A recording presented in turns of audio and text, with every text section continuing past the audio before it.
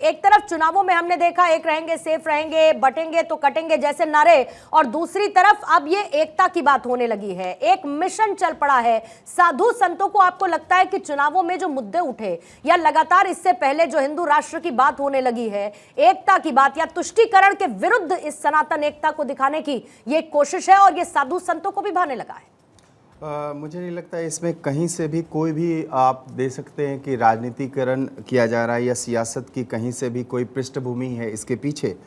मैं मानता हूं कि मुझे लगता है कि एक हिंदू होने के नाते, एक सनातनी होने के नाते हम सबों का कर्तव्य है, और देश में रह रहे मुझे लगता है कि राजनीति में भी यदि कोई हैं, या चाहे संत महात्मा हो चाहे आम नागरिक की बात करते हैं, तो हमें यदि हमारा देश एक रहेगा, हमारा हिंदू सनातन धर्म एक रहेगा, तो मुझे लगता है इसकी सीधे तौर पे देखा जाए तो आर्थिक रूप से, सामाजिक रूप से, राजनीतिक रूप से, सांस्कृतिक रूप से और धार्मिक रूप से हम उतना ही सबल रहेंगे। यदि हम राष्ट्र को विकसित करने की बात करते हैं, राष्ट्र को हम एकीकरण की बात करते हैं, मुझे लगता है कि इसके कई सारे उदाहरण हैं। और मुझे लगता है कि आज इस तरह की बातें कहने की, बागेश्वर धाम की बात यदि करें तो मैंने देखा कि इसके पहले बहुत सारे ऐसे सैकड़ों उदाहरण हैं, चाहे हम पर्सिया को देखें, चाहे आप मुझे लगता है विदेश में आप देखिए कि किस तरह की चीज़ें जो हुई है, खास करके जो हिटलर ने जो चीज़ें, जो बदलाव लाया, जिस तरह से हमने देखे कि राष्ट्र जो है उसमें किस तरह से आज एक ही मात्र एक जो विशेष वर्ग है उसकी आबादी आप किस तरह से आप बढ़ती जा रही है। फिर बात करते हैं कि हिंदुओं पर जो आखिर इसकी ज़रूरत भी है ना, हिंदुओं पर जुल्म ढाने वाले मुगलों की गाथा हमने सदा से सुनते आए हैं, खास करके इतिहासकार जो है इसमें सबसे बड़े तो चला गया ना, अब कौन सा हिंदुओं पर कौन से जुल्म ढाए जा रहे हैं? आखिर हमारे देश में सनातनियों को हमें मैसेज तो देना है ना, किस रूप में आखिर हम दें? नहीं, ये परसेप्शन क्यों कि हिंदू बटा हुआ है, ये परसेप्शन क्यों कि हिंदू बटा हुआ है? नहीं, वाकई में हिंदू बटा हुआ नहीं है। आखिर तो हम देखिए ना कि किस तरह हमारी एकता की जरूरत पड़ रही है ना, अगर बटा नहीं होता तो फिर एकता की आज हिंदू नहीं बटा हुआ है तो हम मणिपुर में गायब होते जा रहे हैं, आप देखिए मिजोरम में हम गायब होते जा रहे हैं, केरला में हम गायब होते जा रहे हैं, कश्मीर में हम गायब होते जा रहे हैं। तो ऐसे 9 ऐसे राज्य हैं देश में जहां पे हिंदू आबादी अल्पमत में है।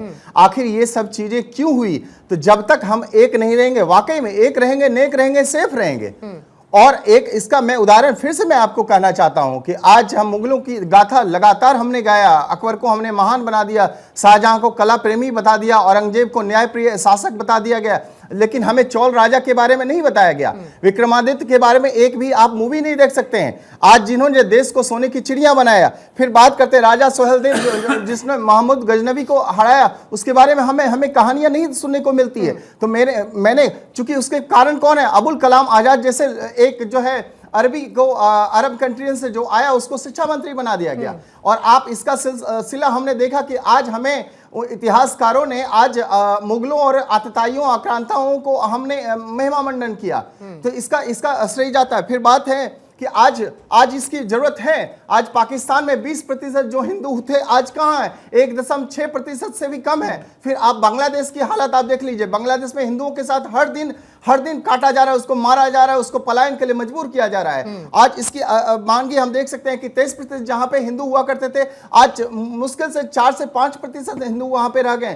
तो आज हिंदुओं को, सनातनियों को जगाने की जरूरत है। हम कब तक माला जपते रहेंगे? सर्वधर्म संभाव सर्वे भवन्तु सुखिनः की बात करते रहते हैं हम तो गले मिलाते हैं इनको, हमने हमेशा से गले मिलाया, लेकिन इससे पीछे हमें खंजर भोग दिया जाता है, हमेशा से हुआ है आज। लेकिन इसकी 1905 में बंगाल विभाजन हुआ, कौन सबसे ज्यादा मारे गए? उसमें हिंदू। 1947 में खंजर भोग रहा है, कौन खंजर भोग रहा है? बताइए ना, कौन है? बताइए। आज जो कुछ ऐसे राज्य हैं जहां पे मुसलमान जो है बहुमत में है, उनको अल्पमत या अल्पसंख्यक कहना ये मुझे लगता है मूर्खता है। दो अलग अलग सबसे बड़ी बात, दो अलग अलग बातें। रमेश भट्ट, आप ही की बातों से बातें निकाल रही हूँ, दो अलग अलग बातें। फिर कुरैशी साहब आपसे काउंटर लूंगी। मैं ये समझना चाहती हूँ, आप कहते हैं कि हमारे पीठ पीछे खंजर भूखा जा रहा है, मैं ये पूछना चाहती हूँ कि वो कौन है?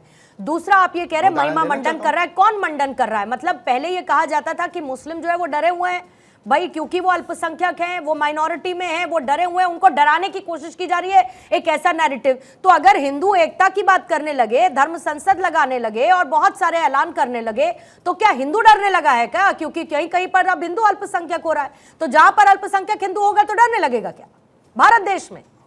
आप ये बताइए, क्या नैरेटिव पेश नहीं किया जाता है कि मुसलमान डरे हुए हैं? हाँ। आज यदि मुसलमान डरा हुआ होता तो मुझे लगता है पलायन के लिए मजबूर होना पड़ता, लेकिन उसके उलट में आप देखिए 1990 में कत्लेआम करने वाले पाकिस्तान से, पेशावर से नहीं आए थे, वो थे वही के मुसलमान थे, वही सारे मुसलमानों ने कत्लेआम किया और उनको मजबूर होना पड़ा।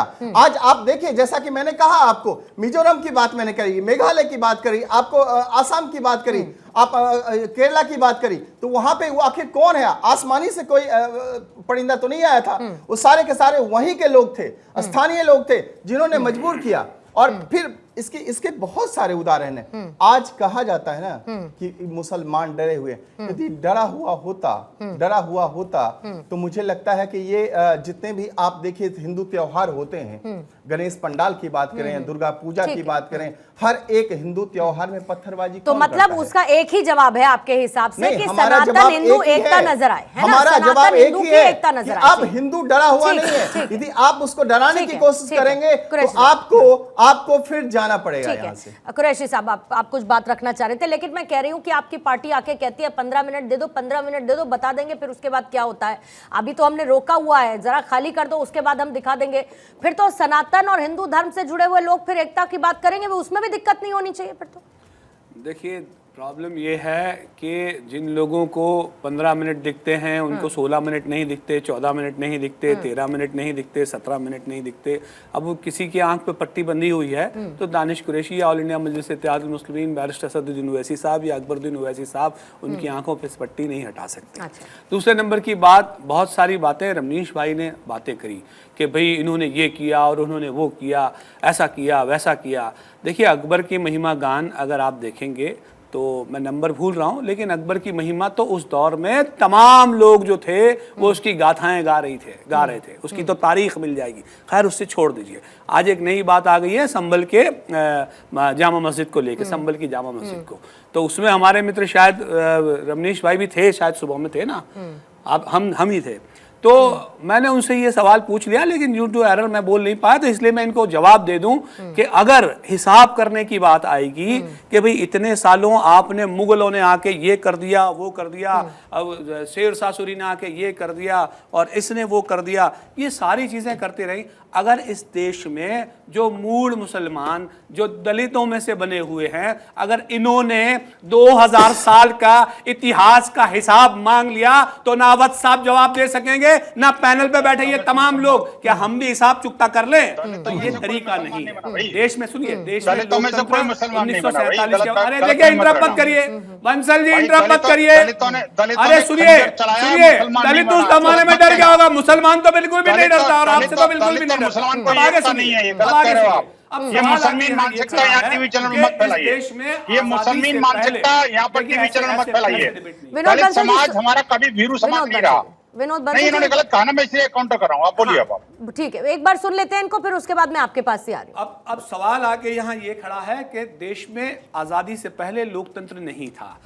अगर विकास की बात करें, मोदी जी और उनके शासनकाल में विकास की बात कर रहे हैं, तो मैं फिर से रिपीट कर दूंगा कि जिस दौर में अंग्रेज विकास लेकर आया था, शायद हमारे पास वो टेक्नोलॉजी नहीं थी, लेकिन फिर भी हमने उनको 90 साल की मुसलसल जद्दोजहद, बहादुर शाह जफर की सदारत में, अंग्रेजों की 90 साल की मुसलसल लड़ाई में हमने उनको इसलिए भगाया क्योंकि वो जुल्म और ज्यादती पर आमंत्रित थे, क्योंकि टेक्नोलॉजी के मामले में बहुत आगे। अब इससे आगे सुनिए, तारीख, अगर तारीख पे बात की ना तो हम तारीख का जवाब देंगे। सुनिए, देखिए, पार्टी जो ऐसे इंटरप्ट करेंगे तो और जिहादियों के साथ खड़ी रही, इतना क्यों परेशान हो रहे हैं? अच्छा, आप मुसलमान बोलेगा तो बोलने में भी दिक्कत है क्या? बोलने भी नहीं दोगे? ऐसा नहीं होगा, ऐसा नहीं होगा। आगे सुनिए, और लाखों हिंदुओं को काट के बोरियों भर के ट्रेनों को भर के भेजा था। पता है आपको?